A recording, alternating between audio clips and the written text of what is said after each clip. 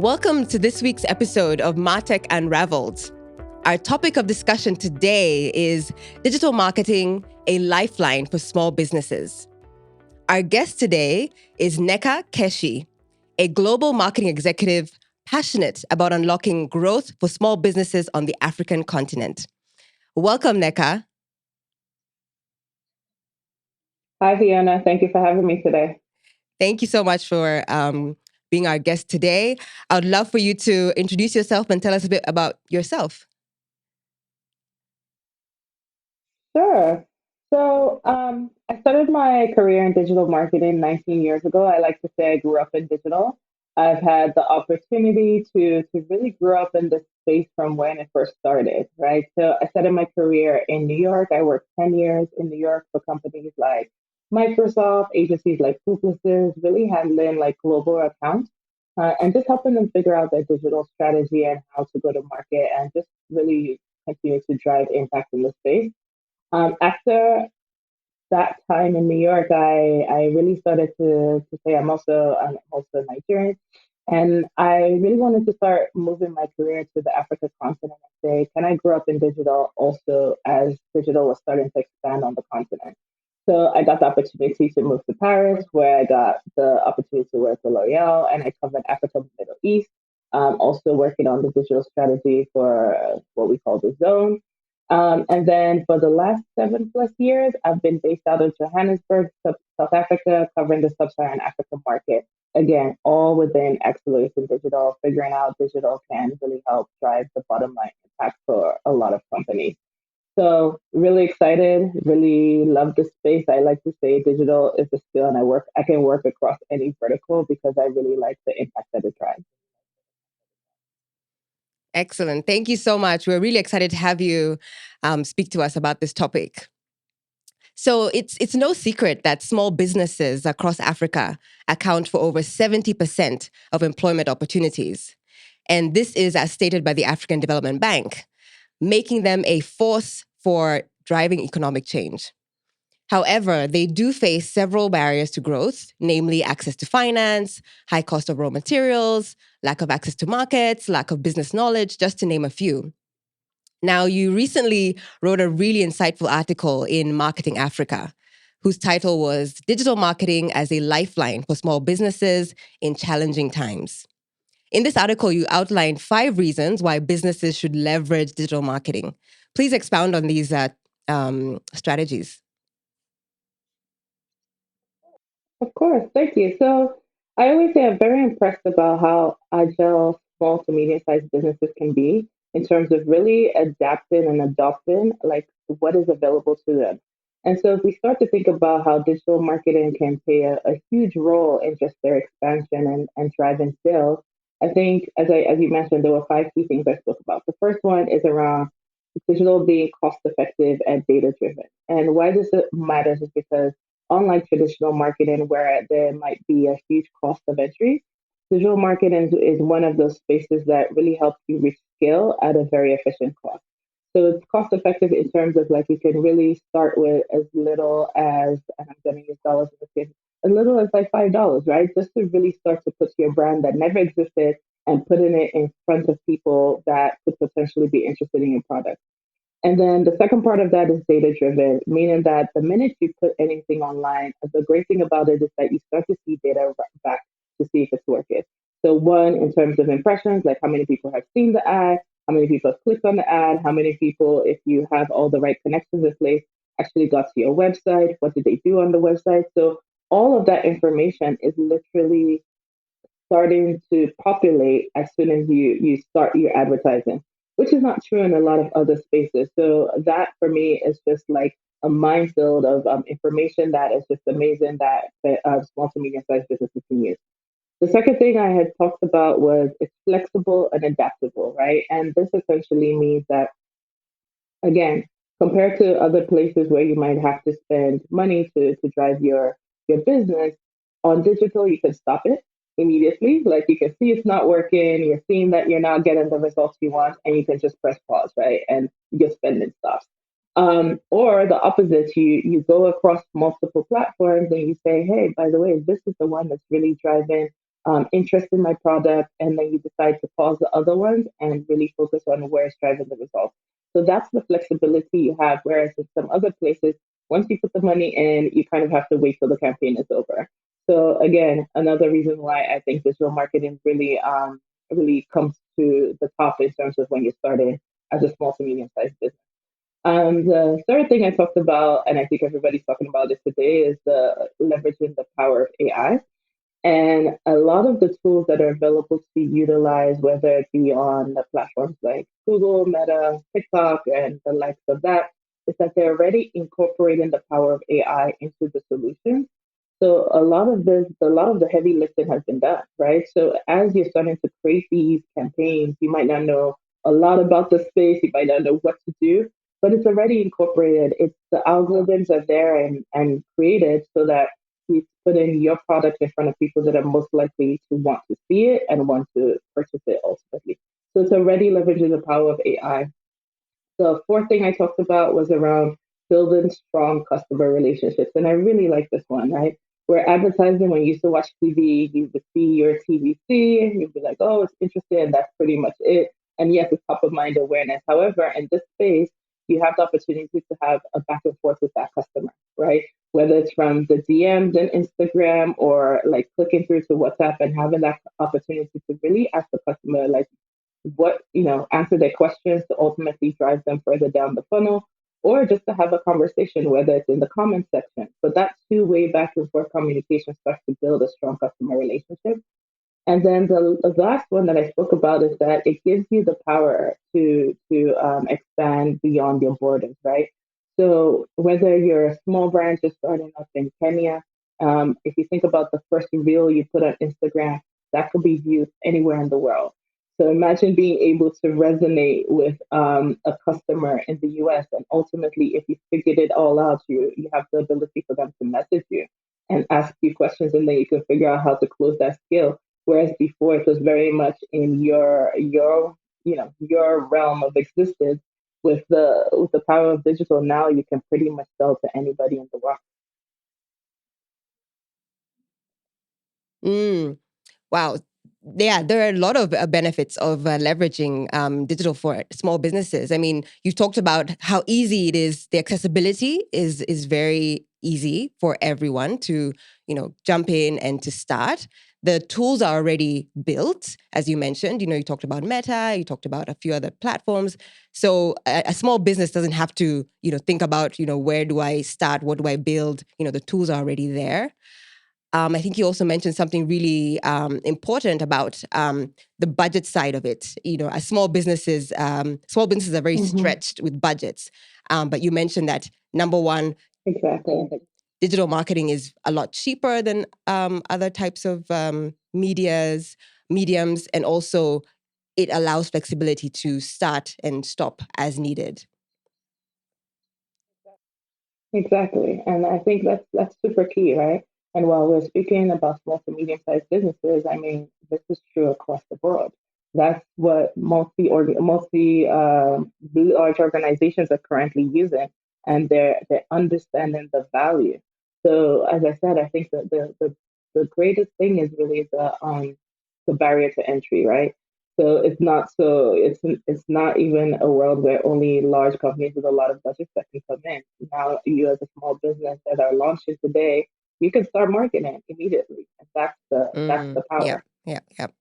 And as we talked about, the barrier of entry is low. However, what's your outlook in terms of adoption? Are businesses, running towards this, or are you finding a bit of reluctance? What are you finding as the barrier? Even though we've talked about the fact that it's democratized, it's there, it's available.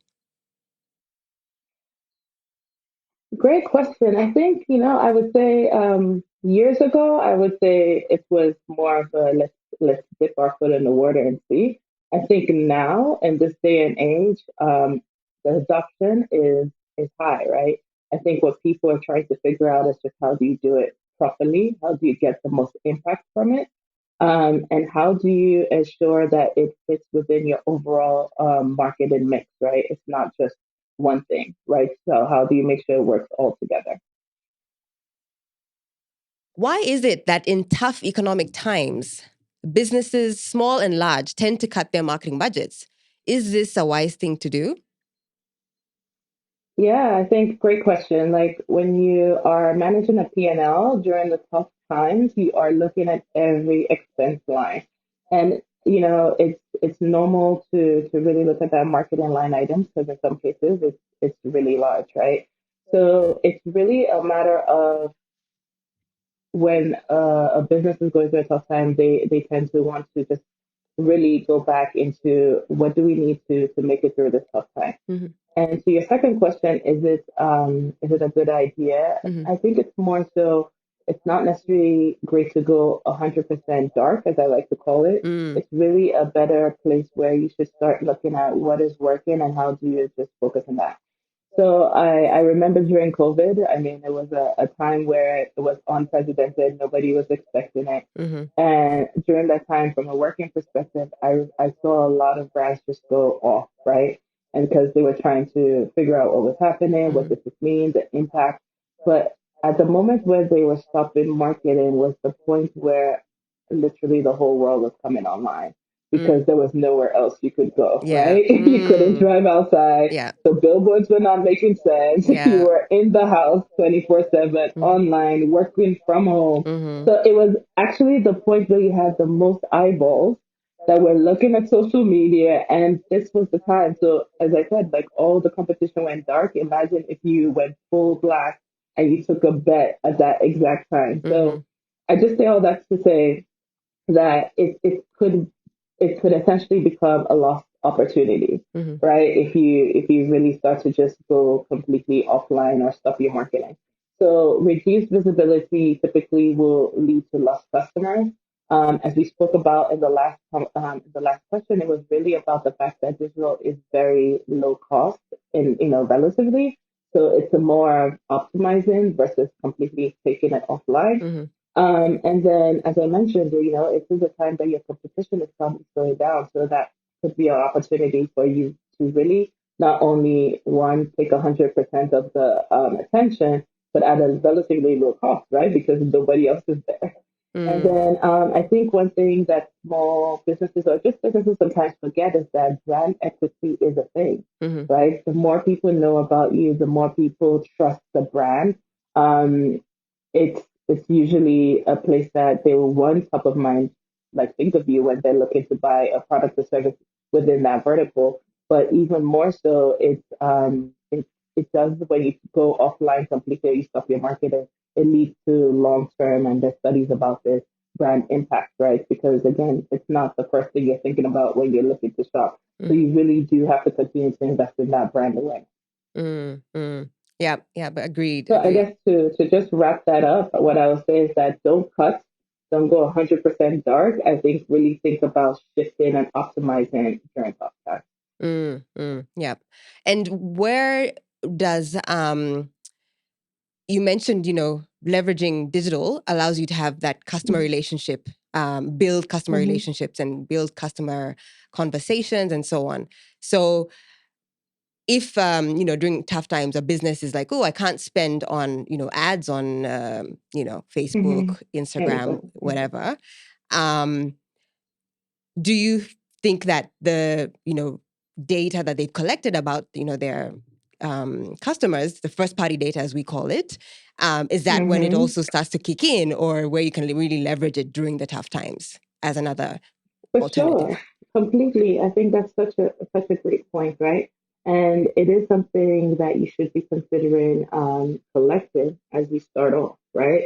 Mm-hmm. Because in tough times when you do have that first party data, or even more so, like you've created like a community that you can talk to directly one on one without having to pay money to have a conversation with them, then this is the time to really cultivate that audience and have that one to one conversation. Mm, yeah, yeah, absolutely, absolutely. And I think there's a huge trend around building community right now. I think, I'm Mm-hmm. sure you can speak to that. A lot of brands are really looking to how do we create community, because people want to Mm-hmm. belong. They no longer want to be, just an audience who's being sold to, but they want to feel like you understand me. We're in a community. We have shared values. Um, how maybe you can talk a little bit about building community and what that has looked like for some of the businesses you worked with?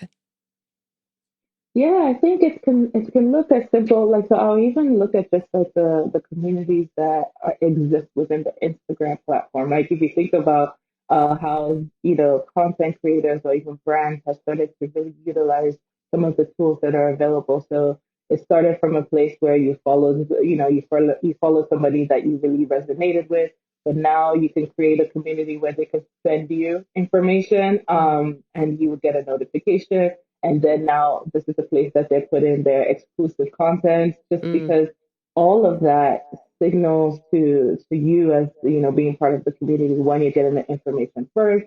You're feeling like you're part of this brand that you're following. You're getting a behind the scenes look, and all of this builds community. And additionally, you're around like minded people. So all of that helps, right? And I think like the more you can start to build avid following or a loyal following in different spaces, wherever that space may exist, whether it's in a WhatsApp group or it's using things like WhatsApp channels, like where you can start to build a loyal following with your brand. It's really helpful to ultimately drive your brand first and foremost, to mhm, drive the trust between you and your customer. And then ultimately and hopefully in the longer term, maybe not in the same day, in the longer term, they'll start to they'll start to get to a point where they want to either try your product or service and ultimately become a true customer. mm, yeah. And in terms of the like, what are the basic tools? Like, if a small business is thinking, okay, I like what I'm hearing, I really want to Hmm. start leveraging digital marketing or accelerate what I've been doing. What are the basic tools that a small business needs to get started with digital marketing? So I like to say that the first tool is that you have to pick a destination, right? And I really like to say this because, like when I say a destination, it could mean like a website. Like where are you sending people? Where do you Mm, want to build that community? Where do you want to collect that data? mm-hmm, All of that makes sense. I like a website.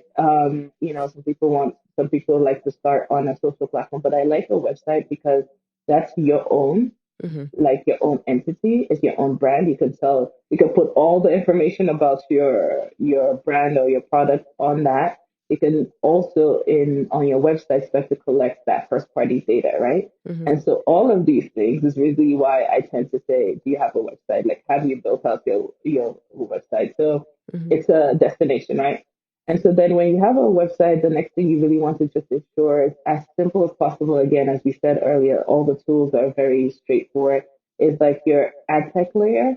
And that's usually as simple as something like Google Analytics, right? So you just mm, know what people are doing when they come onto your site. You can start to get a sense of where they're spending the most time and things like that. And then after that, yes, you can go start creating your social media presence. And then after that, you need to really, I'm sure by this time you've already thought through who your target audience is. You already have a clear brand. You already have clear messaging. And then once all of that is figured out, and then the last thing, fulfillment, if you actually have a service or product that you're selling, like mm-hmm, how are you going to get that to your end user? Then you can start advertising, right? So if I was to just summarize it, get a destination, a website preferably, put Google Analytics or some kind of an analytics tool on it. Start to build your social presence with a clear message and brand voice, and then start to layer on advertising. And the other thing I would say is that you don't have to be everywhere. mm-hmm, It's not necessary to be on every platform. yeah. It's actually more key to figure out where's your customer. Like, are they on WhatsApp? Are they on Instagram? Are they on TikTok? Like, where are they spending their time? And then you pick that platform. Are they on LinkedIn? Right? Like, it's not always one of the social. Are they on LinkedIn? Mm-hmm, And once you figure out where the customer is, spend your time getting that platform and getting that advertising right, and then you can scale to others. mm. Yeah, absolutely. And I think small businesses as well are very pressed for time. So I think your advice to Hmm. be, pick one place, learn it, um, grow the following, grow your presence there, your brand presence before trying, being on several platforms. Because it takes quite a lot of effort to. Um, It does. mhm, Especially because if you think about it, it's not just there are a lot of elements that go into it, right? mm, It's not as simple as just like, yeah, start like your Facebook page. Like everything, it's, nowadays there's so much content that we're scrolling through at any given moment. Mm-hmm. And so it's really hard for you to, stand out from everything that somebody's reading, or so from brands to content creators to your friends and your family. Just think about the amount of content you're viewing at any given moment. Yeah. So in order for you to stand out, you have to be thinking through what's the clear messaging. Have you edited it right? Does it look good? And you have to be posting in volume, right? Like you can't be posting once a day or once a week. You're Mm-hmm. thinking 3 to 4 times a day where you're really trying to figure out what's the right message that's cutting through. So that's why you don't want to stretch yourself too thin and Mm-hmm. try to say, how can I do this across the board? But then at the same time, there are a lot of great tools that have started to come out. One that I've been playing around with a lot has been Canva to really Mm-hmm. help with this. It's low cost. A Mm-hmm. lot of people recommend it because the templates honestly are amazing to help you get through some of this content creation. Mm-hmm. Yeah, absolutely, absolutely. And we'll get to, some of the tools out there that Hmm. small businesses can use. Um, Yeah. I would love to hear like a couple of case studies of small businesses whom you've seen adopting digital marketing and have seen them thrive. So I think I'm going to share not necessarily small businesses. I'm going to take that question a little differently. I'm going to share just what I've seen even in large businesses just across my career, and how that really, just to showcase that regardless of if you're small or big, how it can impact. So I know pretty early on, like a lot of brands were starting to move from traditional advertising and like, what is this digital thing? What should Mm-hmm. we be doing? And does it really work? Right. Yeah. And TV and out of home and print and all of this had been really good at just showcasing that if I put a TVC or an ad on TV, what would end up happening is that I would see that impact in store, right? I would see the sales and the purchases happening on shelf. Mm-hmm. So one of my things that I had to prove out is, can digital drive offline sales? So again, beauty brand, in the beauty space, that because we don't have, when you're launching a product, you essentially have to showcase that you can go into the store and you can move that product off shelf. Mm-hmm. So, long way to say, one of the projects that I worked on and I was super excited about was just this idea of, we had a small launch that was happening, specifically in South Africa, that Mm-hmm. was happening. And at that point, it was, it's not the biggest launch and there was not like a ton of budget around how do we start to create a large advertising campaign around it. So I was like, okay, let's see if we can do a digital first like launch, right? Mm-hmm. At that point, what the data was showcasing to me was that the target audience was one, when it comes to hair care, they were looking at hairstyles. Like that's the kind of content they were trying to understand. How Mm-hmm. to's was huge back at that point, like how to do this or how to do that around your hair. And so I was Mm-hmm. like, okay, good concept. So that's what the data is telling me. The next thing is that they're consuming a lot of video, right? Because not only do you want to read about this, you want to see people that look like you that are doing Mm-hmm. it. So Yeah. what we ended up doing was that we just filmed like a few short tutorials, like 3 or 4, with different hair types that were, showcasing the product. The second thing was that we now showcase like a side by side in terms of when you use this product versus if you use other products on the market. Like, what are the key benefits of this? Like, Mm-hmm. just really quick, top of line, whether it's like it doesn't hurt or it's gonna, um, it's going to lead to thicker, whatever it would be. It was just like 4 or 5 things, really quick. Mm-hmm. And what we did is that we put it across YouTube and also Facebook, right? Mm-hmm. And what we saw, and we put money behind it, right? And so what Mm-hmm. we saw is that one, within, I think, I feel like it was about a month or two, we saw that product move off shelf, right? And there's no other advertising happening, right? So what's Mm-hmm. happened is that people are seeing it. They're like, huh, okay, I get this. I could do that. That house looks pretty simple. It's something I can do myself. I've Mm-hmm. never seen this product before. But then I go in store at a different point in time and I'm like, oh, I remember this. And they're picking it up to try it. So Mm-hmm. that was the first time I was able to just show the correlation, right? It's not necessarily like it's like you measured it end to end, but it's the Mm-hmm. correlation of you had nothing else in market, but it shifted.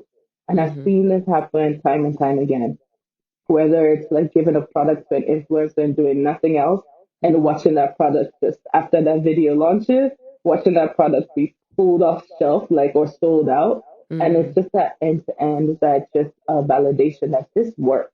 Yeah. So that's just, one example I wanted to share with you. But Mm. there's so many different ones. I know, like in my personal experience, I'm always on Instagram, so that's my platform of choice where I spend my most of my time. Yep. I I'm hear you. always being showcased new services or products that, or from brands that I would never have known. It's not something that I would have seen anywhere else. And that's the beauty of the algorithm, right? I think it's really this idea of like you're driving discovery. So at the moment where I'm looking for fashion, like I might be looking for an outfit, Mm. all the fashion brands will start to show up.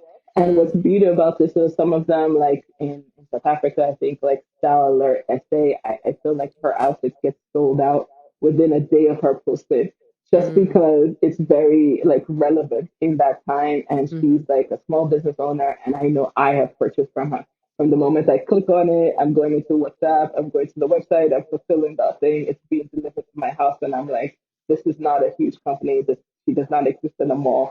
So this is just like some examples. But there are kind of different examples and case studies. And I think it's something you can definitely see on each of the platforms. So whether it be Facebook, Google, TikTok, they all have a section where they have success stories for small to medium sized businesses. And you can go in there and read and read and read a lot of different options to get inspiration. Mm. Yeah. Yeah. And I think the other, amazing thing about digital marketing, which you highlighted earlier, was around the access to market. Like digital opens up your world of who can access you, who can access your products. It's no longer just within Mm-hmm. your geo, within your city. You could be in any city around South Africa, Kenya, Mm-hmm. Egypt, or even you could be in Kenya and ordering from South Africa, if they do deliver it. Exactly. And I think Yeah, that, for sure. And I think, mhm. go ahead. Oh, and I was going to say, I think that's one of the big focuses for, growth in Africa is, driving that inter-trade, cross-border trade across Africa. Yes, and I think, what I've been surprised to find is that where before it felt like almost impossible, it's now something that a lot of brands are able to fulfill for you, right? And I'm always surprised, like when I come across something and I see it and I click through and I'm like, oh, will they be able to deliver it? And not only are they delivering within Africa, they are delivering worldwide. I'm like, oh, Mm. excuse me.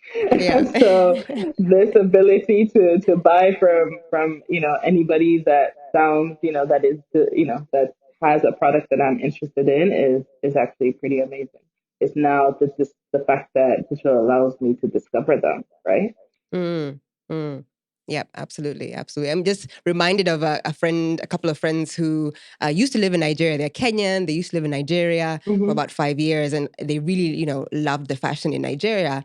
So now when they came Mm-hmm. back, just the other day, they're like, "Oh my goodness, I need to order a suit from my Nigerian tailor who I used to, order from when I was there." And I'm like, "Oh my goodness, it's like, a conversation that's just so easy to have now." Yeah.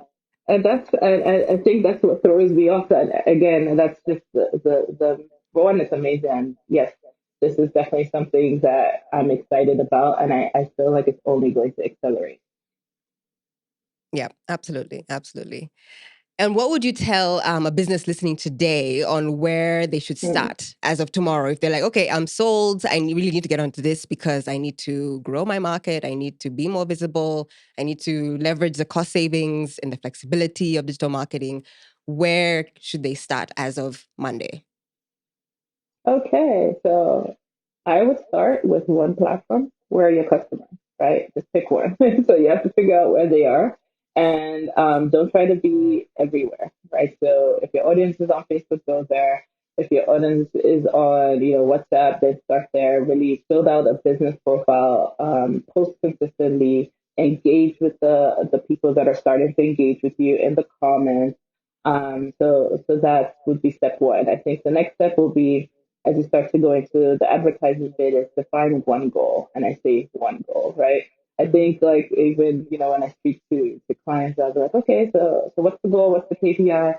It's like, oh, we want awareness and drive sales and drive consideration. And I'm like, Mm, those are three separate campaigns. Those yeah. are not one thing. because when it comes to digital, it's really essential for you to pick one thing, right? Because you're essentially telling the algorithm what to do next. Mhm, So if you say you want to drive awareness, what it's going to focus on is getting your ad in front of as many people that are within your target audience as possible. mhm, If you say, you know what, I want to get consideration, like I want people to go to my website, that's my goal. So then what it will now start to do is look for people that are most likely to click. And that's a very different audience, right? mm, But some people just spend time just scrolling, scrolling, scrolling, and they never click. So that's, but mhm, the algorithm knows that. And so what they'll do is they'll start to prioritize people that are most likely to click through to the mhm, website. So you've told it to do something different. And then you can also say, I want to just drive sales. And so then what it should do is look for profiles that are most likely to buy online. Not mhm, everybody is that profile. So mhm, it would look for that. So that's why it's super critical for you to pick one goal. You can have multiple goals, but those are three separate campaigns, mhm, right? So you would have three separate campaigns you would set up. So that's it. So pick your goal. So whether it's, as I said, drive sales, book appointments, build brand awareness, and start marketing around that goal and tracking the KPIs and seeing if it's working for you. And then step three is that once you fix your goal, you're going to need what we call ads, right? Your marketing assets. What are you going to put in front of them? mhm, So the cool thing is a lot of platforms I know specifically, even if I look at Meta, they're really helping you with creating these assets, right? So um, you need to be able to one give it something, but there are Gen AI tools that are now incorporated in that allows you to expand and make it a video and be optimize it to what the platform says it mhm, needs to drive it. So mhm, use free or low cost tools, whether it be Meta AI for like the actual copy or ChatGPT, or you can even use and then you can take that to other low cost or free tools like Canva to create the graphics that go along with it, right? So you kind of now have an opportunity to be your own marketing team if you have the space with some of mm, these tools that exist out there. And then start to schedule your posts, right? Start to test around, play around with the ads, picking your goals, setting it up, and then actually letting it go out into the world and see what the analytics say. mhm, And then, as I mentioned, you really want early on to start to collect your data. So as people start to come to your website, do you have a place where they can put in like just simple things, whether it's first name, last name, email address, or phone number? I think on this part of the world, phone numbers are key because that never yeah, changes. So yeah, if you could get a phone number, you're pretty much getting like a one-to-one conversation that can get started. And then I think the last part I would say is that don't wait for perfect, just start, mm, right? I think, we sometimes find ourselves in constant reiteration of like, oh, that creative isn't right, the brand doesn't look right, or is my logo big enough? Like, mm, don't spend too much time on that because, again, it's digital, it's something you can put like 10 to 15 or 20 types of ads into your campaign, and then what the algorithm would do is figure out which one is working and essentially start to prioritize that naturally for you. So don't overthink it, just start. So I mm. hope that helps. Yeah, absolutely. I think the key there is don't overthink it. I think we're in an age where, Mm-hmm. um, you know, brands and businesses can no longer sit back and say, "Oh, it's too complex. Oh, I'll figure it out soon." It's like, no, now digital is, you just have to adopt, have to learn. And I think, as you mentioned, the barrier to entry is so low. There's a lot of resources out there to learn. So it's just a case of just put, your foot in there, and you will get better as you are executing.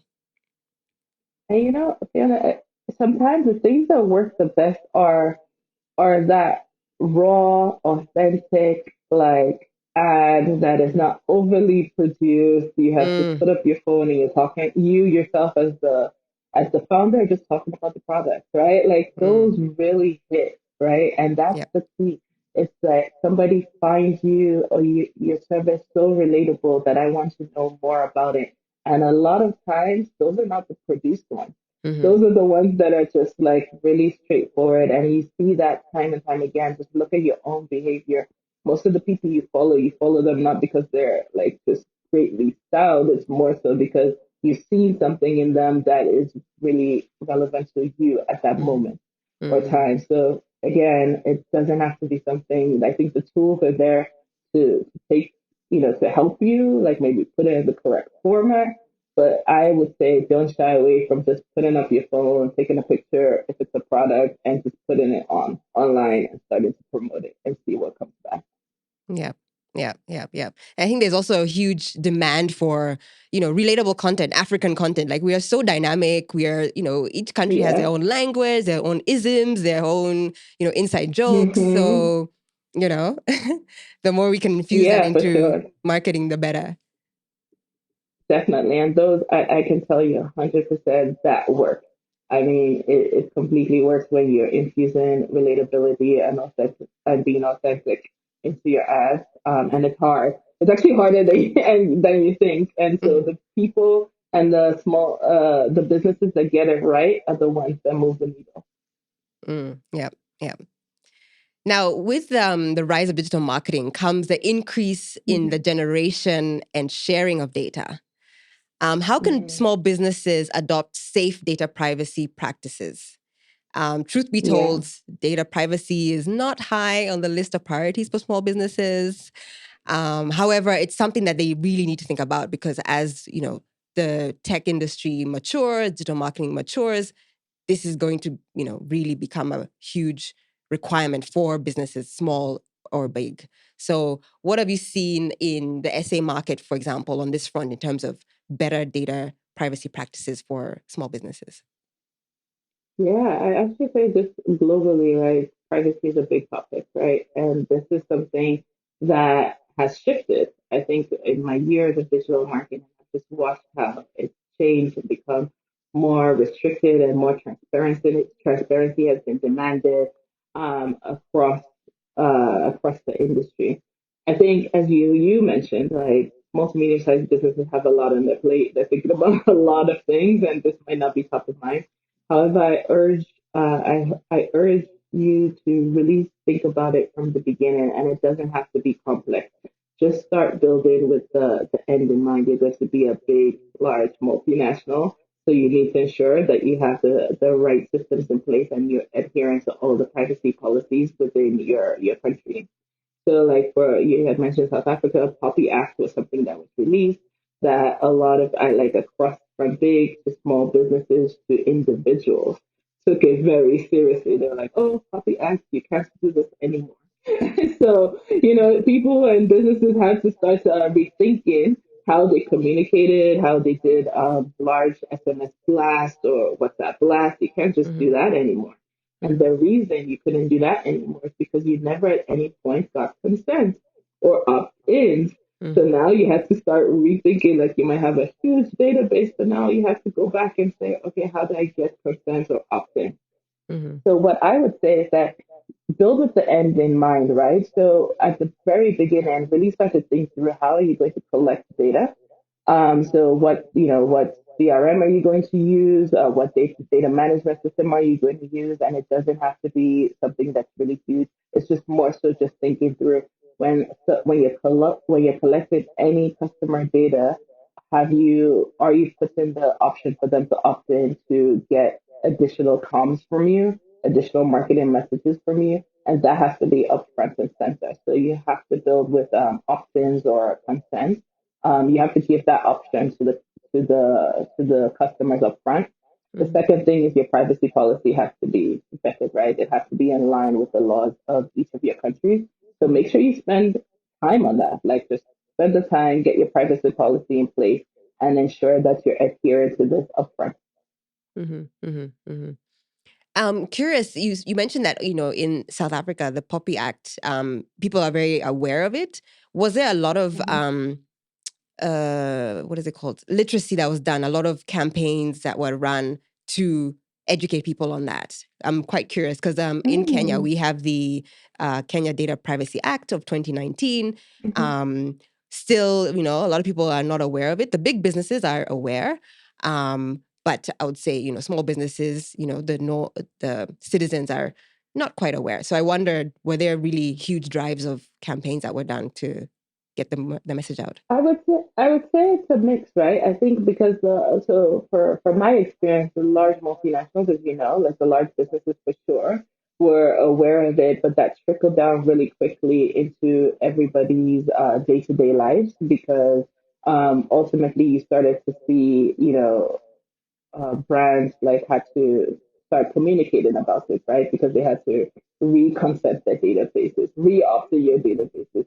So Mm-hmm. just naturally, if you're using any product or service, which most of the time you are, for any large company, you are starting to get this in mind that everything was around this idea of copy, copy, copy. So Mm-hmm. from that perspective, I wouldn't necessarily say I saw like a large there might have been one, a large spread campaign that targeted the math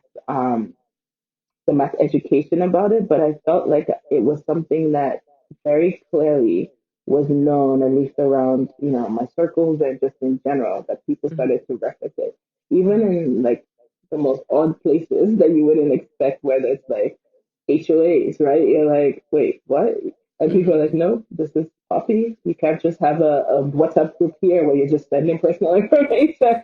So people Mm-hmm. were like just naturally tuned into it a lot more than I feel than usual. Mm-hmm, mm-hmm. Yeah, yeah. Okay. Yeah, makes sense. Makes sense. Yeah, it's not only the government to do the work of Hmm. educating, but also the brands because they need to enforce it, pushed it down to the Hmm. consumers as well. Hmm. That's really interesting. Exactly. Okay. So we can't leave this conversation without talking about AI. The 2024. Hi. Yes, yes, AI is everywhere. It's everywhere. The 2024 Africa MSME Pulse report showed that close to 30% of the surveyed small businesses plan to invest in AI over the next 3 months. This is quite significant. So, speak to us about the importance of businesses tapping into AI and what areas can it bring significant impact. Yeah, for sure. So I like to say is AI is here to stay. It's not a buzzword, people. It's definitely something that I feel is fundamentally shifting the way people live. Let me say it as broad as that, right? Like you're from productivity to marketing to jobs, like just how you go through your life has shifted. And the interesting is that AI has always been around, right? Like you've been experiencing it. If you look at what personalization looks like, right? So if you look at things like your feed, it's something that's very specific to you. Or if you look at any of the streaming platforms, like when you turn it on, it's like very different from one person to the other. It's Mm, existed forever. I think what has shifted is one, yes, I feel like AI has hit mainstream in a way it didn't exist before. It was just like in this tech place behind the scenes, mhm. like we just did it. Yeah, But now it's now like me and you are starting to think through like, oh, how can I use this to be more productive? How can I use this to be more efficient? yeah. So to your question around how can small businesses tap into it? I think if we're talking in terms of the world of digital marketing, I see it like from a marketing and ads perspective. There are a few ways, right? So as I said, like automated campaigns are now a thing, right? So across all the platforms, especially on Meta, we have a lot of automated tools, and we're shifting and pushing and advising like to go this way because honestly, it's the most efficient way to run your business. Or things like content creation where it used to you would used to think you needed an ad agency or a full team to help you pull together an ad. Nowadays it's a lot simpler. So whether it's that you're using one of the tools to create the copy, Mhm. or you're using it to create the actual images that go around with it. Recently, what I've been blown away by is just the fact that people are starting to even use it for video. So you now have like AI bots that look like real people to really help you tell your story. Like Yeah. it's just amazing like what's happening. And so I say all that in terms of like the shift that's happening. But if you can really just spend some time really thinking through, or not thinking, just playing around with the tools that are now available, you'd be surprised what you can pull together, what you can do now without a huge team of people anymore.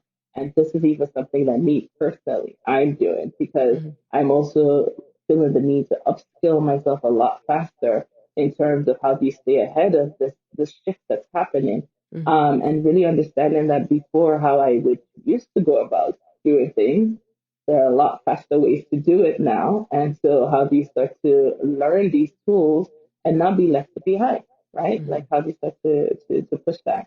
So that's one. The second piece I think that really helps small to medium sized business, but honestly all businesses, is customer engagement. So the fact that you can now create chatbots, right, that help you answer a lot of the frequently asked questions. So you're not sitting Mm. there on your WhatsApp for business Yeah. answering the same question over and over and over again. Like Mm. this can all be built out, and you can answer the frequently asked questions that will get a customer from knowing about your product to ultimately purchasing it, personalizing it. I think I see this a lot on Instagram, and I think you probably see it to where they say comment this, and then ultimately, as soon as you comment, whatever they ask you to comment, they're delivering to you, whether it's the PDF, whether it's the one page digital file. All of that is Yeah. automation. All of that is created.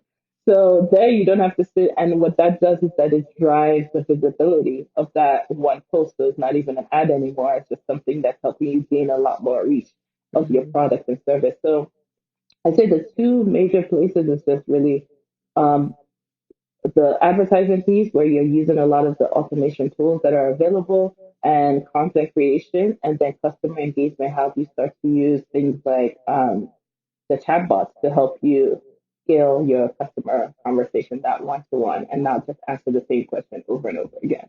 Mm. Yeah. Yeah. Yeah. AI is definitely here to stay and to make our lives better for sure. As we close, do you have a parting shot, for small businesses who are listening? Any last remarks you'd like to give to them in terms of adopting digital marketing? Yeah, I think there are a few. I think the first thing is that it works.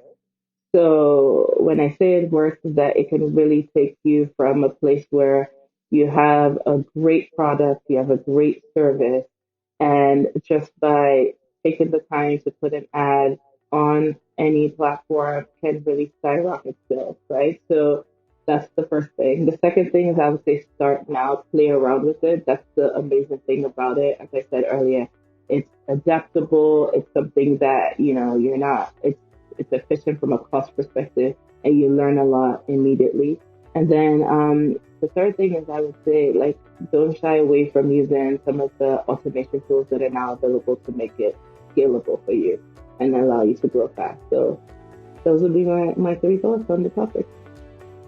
Great. Thank you so much for being our guest today. That was really, really insightful. And I think a lot of gems and insights and actionable recommendations you gave us on this episode. So thank you so much for your time.